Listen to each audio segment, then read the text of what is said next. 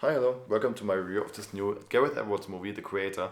This is a new sci-fi movie that came out this year that I was really excited for, in a way. Not completely excited because I actually didn't know anything about it. The only thing that I knew is that this is one of the only movies this year that has a relatively high budget compared to the fact that it's not really about anything that already exists. Like, it's not adapted from a book, it's not a sequel or a remake of any franchise. It's just an original movie, which is something that I was really interested in. And also it just looked good. Like, all the snippets or pictures that I've seen from this movie just looked amazing. This movie is directed by Gareth Edwards, and Gareth Edwards is the director of Godzilla and also Rogue One, a Star Wars story. Godzilla I did not really care about. To be honest, I liked the movie when Bryan Cranston was involved with it, but every time he was not on screen, I was just kind of not invested.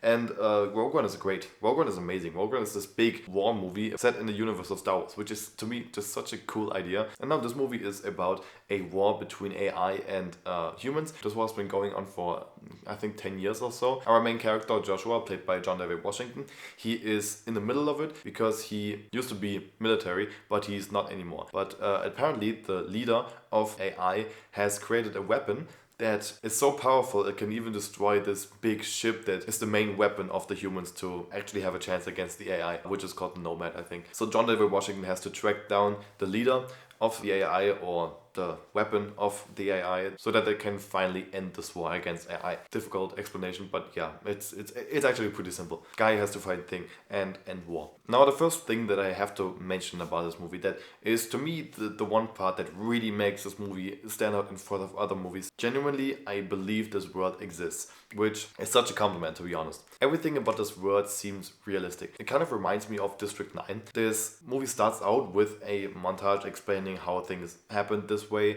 and how the war came to be, and in the same way also District 9 kind of told you how these aliens landed on Earth and how people reacted to it. But after that, you just have a character and you get thrown into this universe and you don't really have an explanation for anything anymore. It just is like this and you kind of accept it, and everything that is shown to you, you just believe that this is part of the universe. I think that's a great approach. I really believe this world, and I believe that all of these different places were inhabited by AI as well, and that AI is just integrated just as normal humans because that's the way this movie was set up. And I don't question anymore that there are humans and AI living together because it just seems so normal. Sometimes I kind of question if this really makes sense. Like, for example, there is a robot who smokes a pipe, and I just think, okay, like, what is this doing? What's the use? But I didn't really have a problem with it because I didn't need to question it. The movie just shows that this is like it is. And why would I question it if this is just how it is? But again, that's a reason for why I believe this movie so much, is simply because the world makes so much sense, and also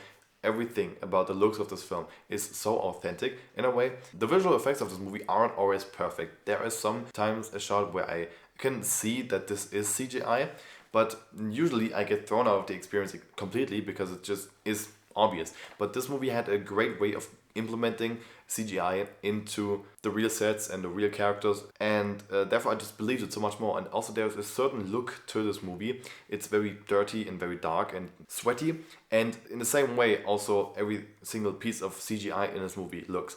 It all looks like it's integrated in the world perfectly. And when I think about movies like Indiana Jones or Mission Impossible 7 that came out this year with a $300 budget, or Fast X, not all these movies I hated, but in all of these movies I had some shots where I strongly did not believe what was happening because I just saw there was some CGI involved with it. And with just $80 million, they created a world that was so believable in every single way that it's just impressive. It's just impressive. I don't know how they did it. And that also goes for all the makeup and all the costumes. Also, the weapons in this movie, I just loved whenever someone shot a gun because it just looks so cool, and the lighting is perfect and everything about it just looks perfect and sounds perfect, and I just love it. Now, there are a lot of high concept sci-fi movies that are really well known and that are classics at this point, like Blade Runner, for example, or The Matrix. And to be honest, I enjoy both of these movies that I just mentioned, but for a lot of people, the main thing that they really like about the movie is the general just high concept that they talk about. But to me, this is not really what I concentrate on because I stop caring when I stop caring about the characters. Yeah, with Blade Runner and The Matrix, it is exactly like that. I care about the characters, and that's where I care about the story and the universe of this film. You can easily fuck up a movie for me if you simply make the main character uninteresting. But They didn't. The creator has a main character who is really interesting, actually, or who I just enjoy watching a lot. Again, John David Washington plays Joshua, and he is a main character that's sad and broken because of a tragedy that happened, and that just made me care for him instantly. We don't really know a lot about him besides that, but this is kind of the main emotional point about the movie, and even though everybody has this higher goal of ending the war, in the end, he always just cares about his wife and everything that happened to her. But then there is this kid in this movie, and they create a kind of bond between each other, which is for some time not the best thing in this film. I just didn't really believe it, or I wasn't really that invested in it. More and more over the course of the movie, I was really invested in this relationship that these two had. But in the beginning, I just felt like he didn't care about the kid, and the kid didn't really care about him. It just was there and nothing else. Also, there was this very just cliched conversation about, oh, you and I are not so different. I am AI and you are not AI.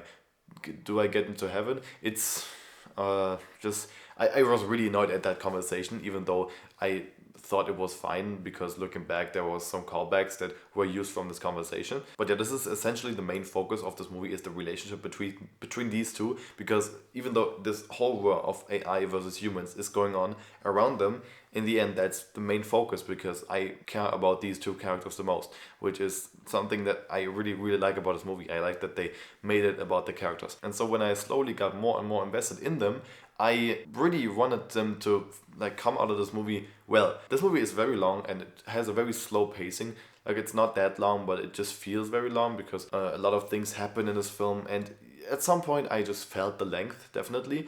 But that's not to say that I wanted this movie to end in any way, because I was so invested in the characters that I wanted to see what was happening next. Sometimes when a movie is too long or boring, I stop caring about the characters as well, because I just want this movie to end. But this time, even though not everything was as exciting, I still was so much invested in these characters, and I just didn't want it to end. And there was so much great tension. All the robots actually feel like they are a threat, but also there is this big ship called the Nomad that I mentioned already, and it is one of the most menacing things in a sci-fi movie I've seen in a while. Just this big laser beam that it puts on Earth. The sound design and the lighting and the massiveness of it just is so frightening. On edge, definitely. And that's basically everything I have to say about this movie. This movie is one of the best movies of the year. This movie is a sci-fi movie about a world that I fully believe in, about characters that I am fully invested in, at least over the course of the movie. I never wanted it to end in a way, because I always wanted these characters to come out alive